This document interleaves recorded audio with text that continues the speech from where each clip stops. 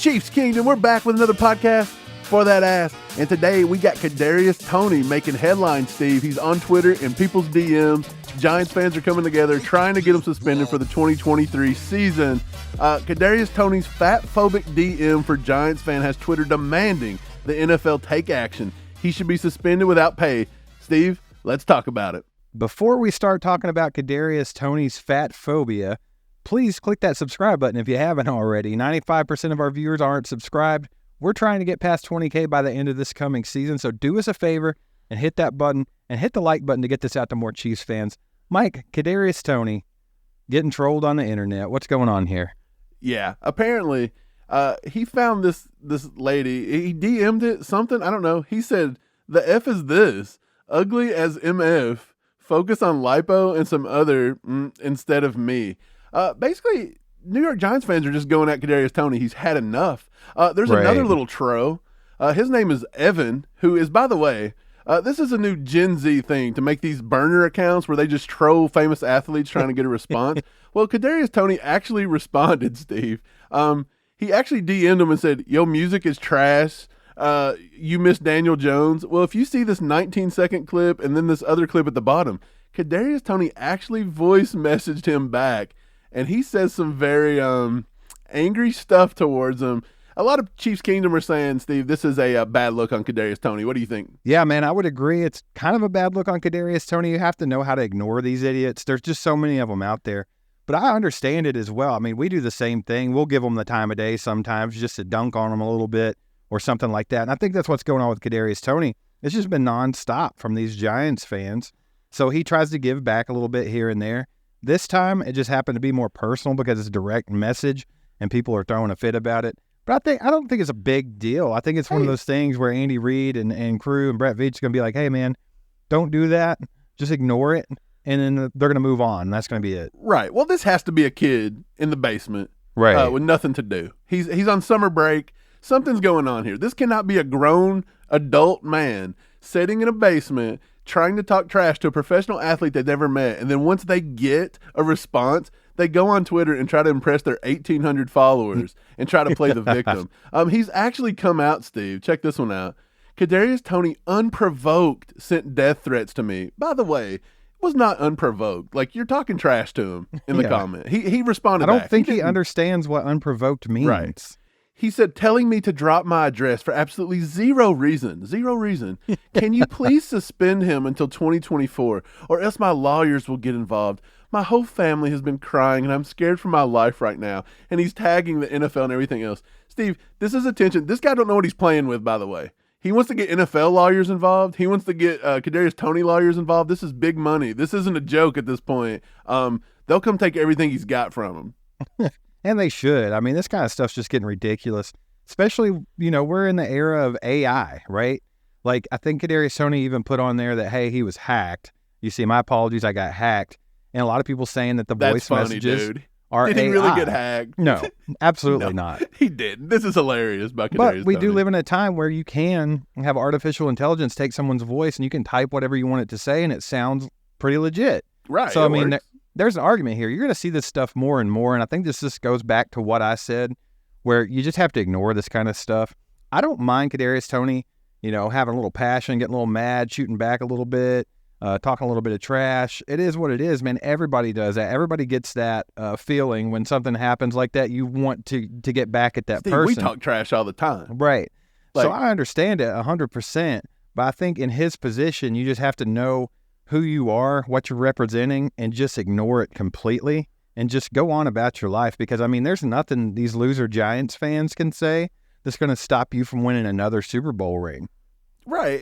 It's all Giants ex-fans trying to get in their heads, and they're angry. These are the same guy that was kissing ass when Kadarius Toney was drafted. By the way, we threw up on Twitter, a response to that the whole thing about him. And some guy wrote back, Wicked King at StayingXX. Also imagine that this crybaby was slobbing all over Toney before the trade. Right. He finds a tweet that says, please go watch Toney from last year when he was on the field because he can literally turn a 1-yard check down into a 30-yard gain like it's nothing. He's also 6 foot and has shown he can catch jump balls. He's literally quicker than Tyreek Hill. He's top 4 versus man coverage. How funny that this guy Loved Kadarius Toney. He gets traded. He wins a ring. Kadarius Toney puts it back on him, and now his music's trash. He solicits him in the DM. He's sliding in his DMs like a girl, like he's trying to get his number. And guess what? Kadarius Toney responded. And you know what? It might be in bad taste. That's not how we do things here in Kansas City. But at some point, it's funny, and it's fun because it's the off season. I think it's hilarious. I just think it's a big nothing burger. Like, we say that about a lot of things, but this is just another example of that. Yeah, Kadarius, you can't respond that way. Slap on the hand. Don't do it no more. But who cares, man? I think it's perfectly natural for someone to snap back like that. Not a big deal. He didn't say anything crazy. Let's be real here. He didn't say anything too crazy. He didn't throw out death threats or anything like that.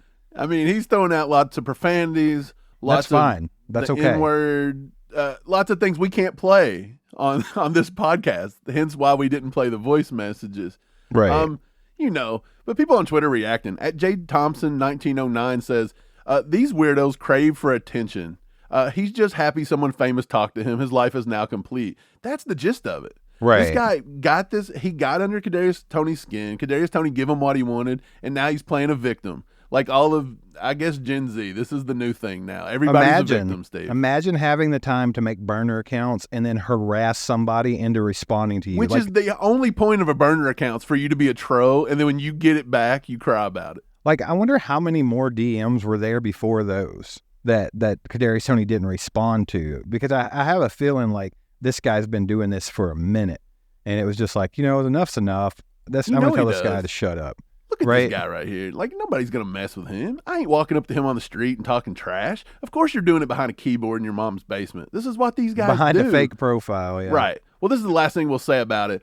More Giants fans trying to take shots at us. It's called trolling, little guy. Like, we're little guys now. Like, I don't know if you've seen us. We're not very little. I'd be more concerned about a player on my team reacting the way he does to accounts who are probably ran by teens.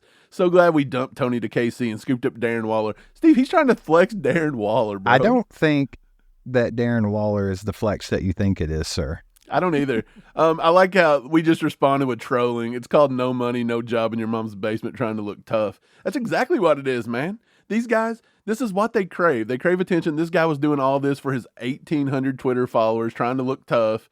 He got called out. You know what this is, It is Mike. what it is, man. I'll tell you exactly what it is. It's like when a guy gets dumped by his girlfriend and she moves on to better things, and he gets really mad and starts talking trash and acts like he's the one that dumped her, and they don't. That's exactly what this is like. It's almost pathetic and sad. Giants fans, your team has sucked for the longest. They're not getting any better. They're not going to, they think they're on the up, but they just paid a bunch of money for Daniel Jones. Get out of here with that trash. You think Darren Waller is going to do anything for you? Darren Waller hasn't done anything in his career. Like, I'm sorry. Y'all suck. You're still losers. You're still in the basement. Stay there. Shut up. Get over it. Get over it. Get over KT. Let him go. If you love him, let him go. Let him go.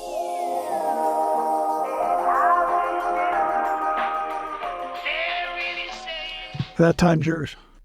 The time is yours, Chiefs Kingdom. We're going to check out some comments from our last video drop. Mike, what do we got up first, baby? First comment from @StephenWatson8040. He says, Justin Ross aside, I don't want D-Hop. He's a drain on the money. Make sure you extend quarterback L'Jarius Sneed, though he does call him Steed. He's a Steed. All in response to yesterday's story about people saying Justin Ross is going to be an uphill climb to make the team. Right. We said maybe if D-Hop comes in, maybe it helps him, maybe it hurts him. Who knows? We're under the impression that D-Hop would help him a little bit. Yep. Now that Kadarius Toney is kind of in the news for all this, maybe that proves that he's not ready to be a number one, and maybe we do need D-Hop more than we think. Although they'll say D-Hop is a drama queen. Who knows? I don't see it. But yeah, what do you think about Stephen Watson? Do you think he's right? Do you think that we should just take the money that we were going to give D-Hop from possibly the Chris Jones extension and extend L'Jarius Sneed? In that scenario, no. I think that's a silly take. Not trying to talk trash or anything, but the fact that you think that money that we use for D-Hop should be used for Sneed, that's just weird. Like, I don't think that Sneed offers you as much winning capability as DeAndre Hopkins. Like, yeah, Sneed's a fine corner, and he's been on our Super Bowl winning team. Like, I get it. He's good. But at the same time, like, we're pretty solid in that cornerback room. We're young in that cornerback room. Our wide receivers are a little question mark right now. I mean, we got some good talent. We got some good talent, but we got a lot of question marks. DeAndre Hopkins brings in a solid number one guy. He's one of the best to ever do it. He's still playing well at a high level. I mean, this guy's going to give you the best chance to win another Super Bowl back to back, right? Like that would be how you do it, not saving money to extend a corner when we don't do those kinds of things in Kansas City. It's starting to get annoying. I mean, I know we say this all the time, but it's starting to get annoying. It's a microcosm of the world in general, I guess. Chiefs Kingdom just listens to select people. They parrot what they say over and over. These same people are just baiting you in for clicks. They're baiting you in for whatever, and then they 180 on you, and they get to play both sides of the fence, and then you guys act like it never happened. It's just the way it works. This is another case. Me and Steve have been saying L'Jarius Sneed probably not going to get extended. We don't pay corners. We're so deep there. You're having more prominent people come out again. Here's Arrowhead Live.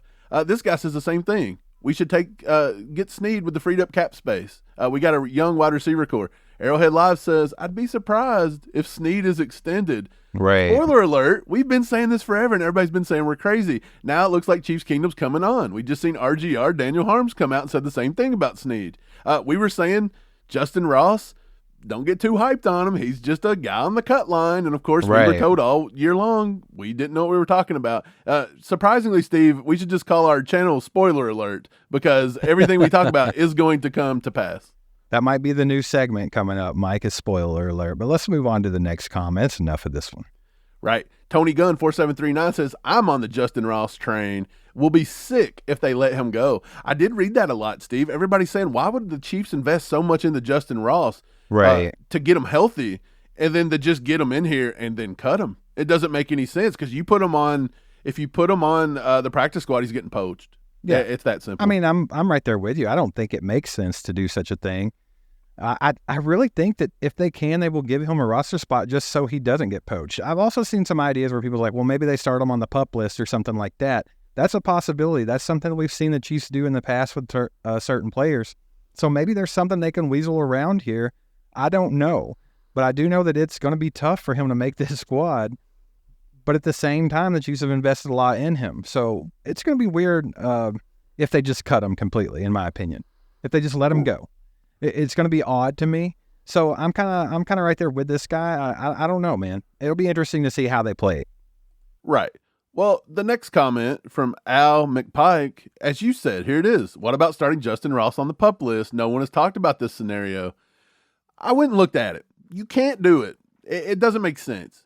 Justin Ross has been practicing the whole time. Yes, he's coming off injury. You could start him. I think they changed the rules now with a PUP list. You don't have to miss 6 games. You only got to miss 4. But it doesn't make sense to put Justin Ross on that because if you put him on, presumably after week 4, you got to take him off. What if there's no, what if there's no injuries to promote him back up? What if you're just back in the same situation? You're not really doing anything. Also, Justin Ross could possibly make less money by going on the PUP list. Also, I'm pretty sure you have to be injured, and he has been practicing. I'm sure they could do something and say he's still recovering, he's doing this and doing that. But what's the point of having the guy for 4 weeks into the season and him not being able to practice and do team activities? Because you're not allowed to practice with the team on the PUP list. That's just not the way it works. You're just extending the inevitable at that point anyway. That's my point. You got to make a decision on this. So I kind of doubt they go that route because why would they wait? I think they're going to go ahead and make the decision they're going to make, whether it's surprising or not. We'll find out, man. It's going to be fun to watch play out.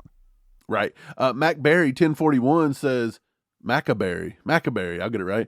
The question is not about whether D-Hop will make the wide receiver room better. It's obvious he would. The question is about whether we can afford him. On a team-friendly deal, I'm all in. But if it means we have to compromise with other positions because we overpaid on D-Hop, then I don't see it worth it. Steve, we've kept this from the beginning. If you have to pay D-Hop so much money that you got to start cutting people left and right, which I don't think that's a possibility.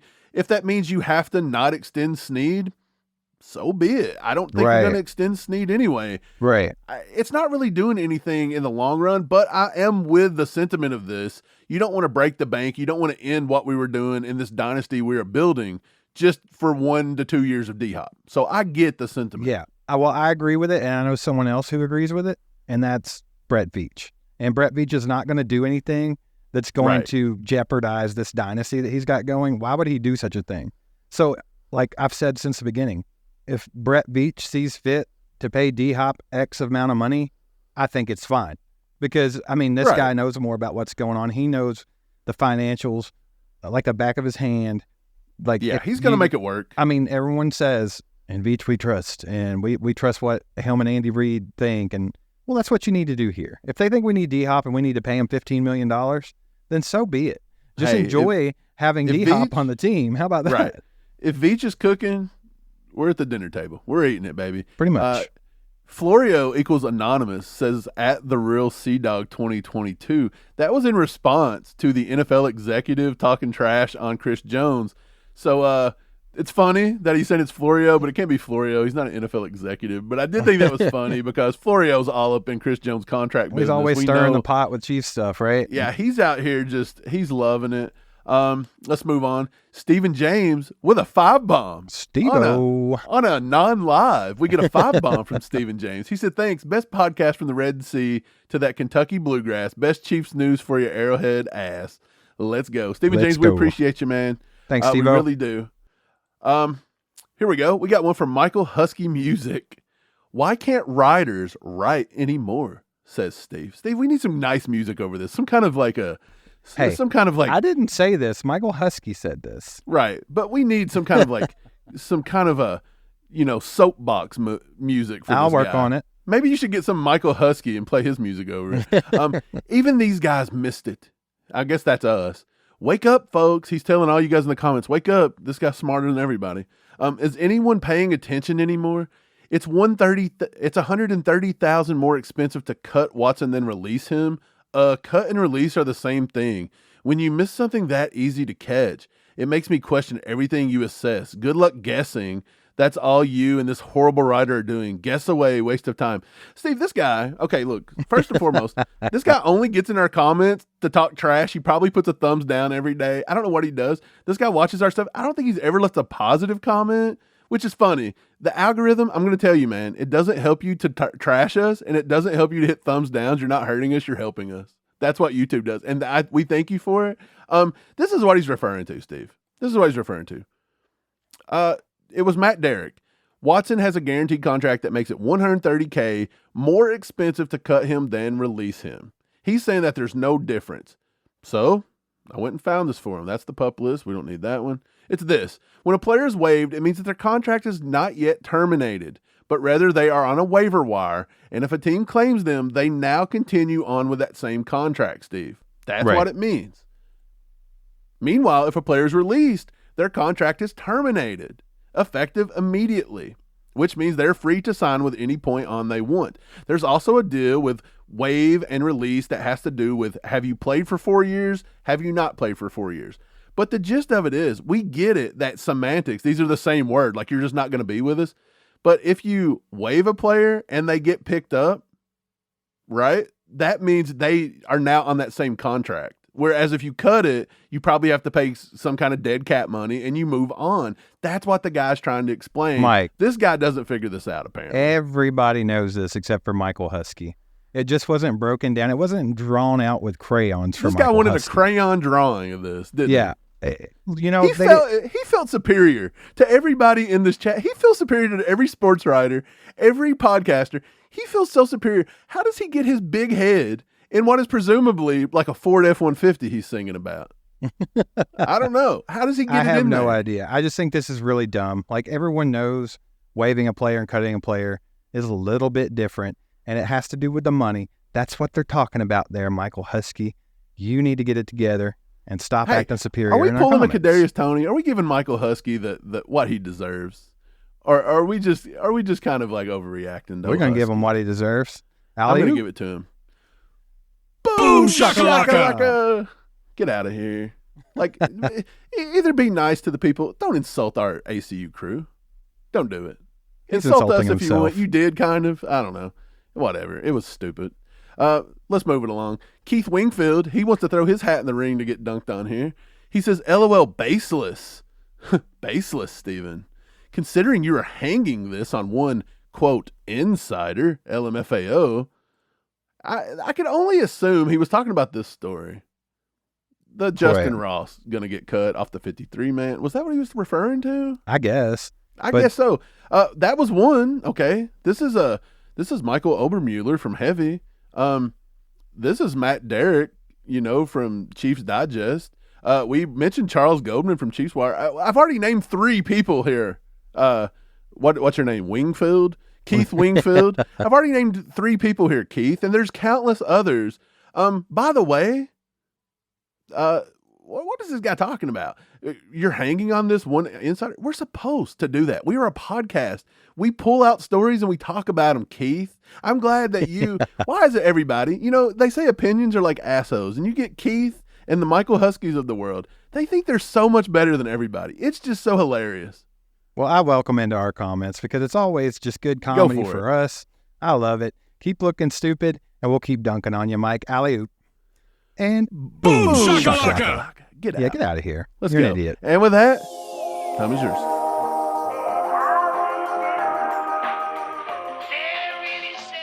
That time's yours. Steve, we got another Chris Jones contract update, baby. Today, Jeff Darlington from ESPN has come out and told us this big whopping news. Are you ready for it? Insider provides status update on Chris Jones' contract negotiations. Here's what he says. The Chiefs would like to give him that long-term extension. I'm told that they are still optimistic that this will get done, likely before training camp for Chris Jones. And this is a significant for a number of reasons, and just the contract itself, not just for the contract. The Chiefs right now are just barely below the cap, one of the highest salary caps in the leagues. If they can do this deal with Jones, they can openly bring this number down. So he told us that Chris Jones, Steve, he's likely going to sign right at camp or before camp, and that our contract, our salary cap number will actually decrease. Tell me the news. What was the breaking news, Jeff Arlington? Thanks for that breaking news, Jeff Arlington. We didn't know this. Not a single person's been saying this for the last 2 months. Season. Yeah, man. But you know what's crazy is people eat it up. What is going on? Twitter timeline is blowing up about Chris Jones' extension. It's going to get done today because Jeff Arlington said the same thing everybody else has been saying. Jeff is Arlington he the guy says in charge what of the we said, negotiations? Dude, everybody nobody knows, but Chris Jones, Chris Jones' agents, and Brett Veach, and probably maybe Andy and the Hunt family. Right. Besides that, nobody knows when this is going to happen, and we all fully expect it to happen before or or right after camp. Right. That's exactly when this is going to play out. Why does ESPN keep reporting this? He said this on a TV show. Why did Chiefs Kingdom keep running with this? Like this is the greatest thing they've ever heard. It's okay. Calm down. Like we get it. It's July and you guys are just fiending for football. But my God. 58 more days till football, by the way. 58. DT days, baby. DT days. You know what a real story is we should be talking about? What? This guy. The U.S. Attorney's Office press release. KC Chiefs superfan, Chiefsaholic charged with bank theft, Steve. They said after fleeing prosecution in Oklahoma, Overland Park man suspected in a string of bank robberies across the Midwest, laundering proceeds through area casinos. This guy disappears after he gets caught. He gets out on bond. Was that what it was? He flees. He wins money from the Super Bowl. He's robbing banks. There's like 6 or 7 of them. He's going to casinos. He's washing it. This is a perfect Netflix movie. You couldn't write this kind of stuff and anybody would believe it, Steve. There will be a documentary or maybe just a regular movie about the life of Chiefsaholic. I want like a Breaking Bad type TV show, an Ozark type show about Chiefsaholic and Xavier Babidar. Man, I've said this before in one of our shorts, but I'm kind of sad that he got busted. It's like, you know how you cheer for the bad guy sometimes?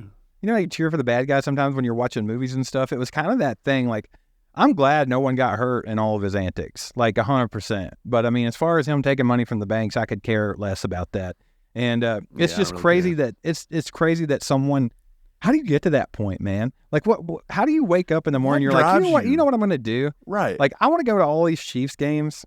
I want to live a bigger lifestyle. I'm just going to start robbing banks. It's so crazy. It's like old school stuff, like John Dillinger type stuff, but it's modern like Bonnie day. And Clyde stuff.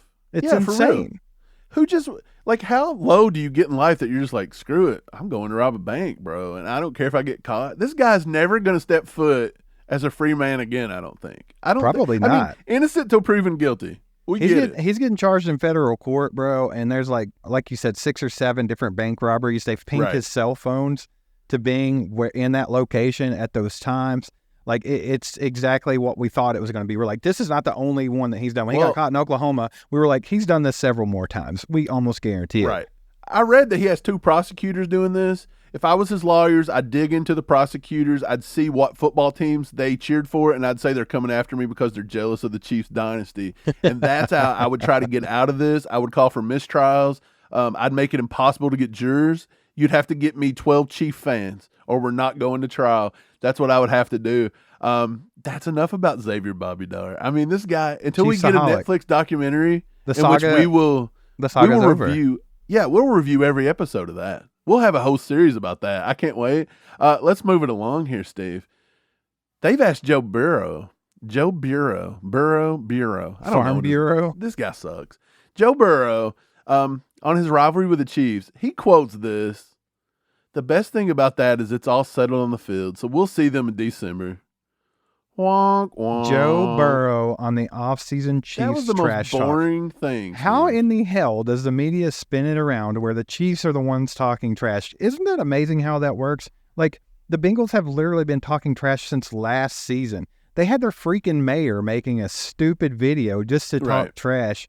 They started with the Burrow head stuff, and then it picked back up with the Pat who from Jamar Chase. Right. And then Patrick claps back. And then Kelsey just claps respond. back. Dude, it's insanity. It's crazy. Now you're asking Burrow to respond back? Okay, look, I get it. You want to know what? Okay, Pat's got in it. Kelsey's got in it. Jamar Chase is in it. They were trying to bait Joe Burrow into saying something to keep us going. I'll tell you what he said. He said, yeah, well, the good thing is we could just play the game in December.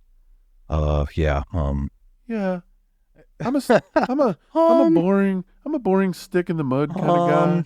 I can't give anybody any good quotes to talk about in July because I'm a bum. Joe, you must be really fun to hang out with at a party, dude. This guy's horrible. Like, Man. This guy, come on. This guy's the guy studying on the weekend. The crazy thing is that he's getting applauded, all throughout. Like, of course. This is what a real man would say. He took the high road. Right. That's the greatest thing he ever said. Dude, the NFL is a modern-day WWE, right? It's a modern-day WWE. If it's not, it should be. It is what it is. But, yeah, man, that's going to wrap it up for today. Be sure and watch this video that YouTube thinks you're going to like. And thanks for subscribing, clicking that bell. Go Chiefs. There goes a sight from my soul.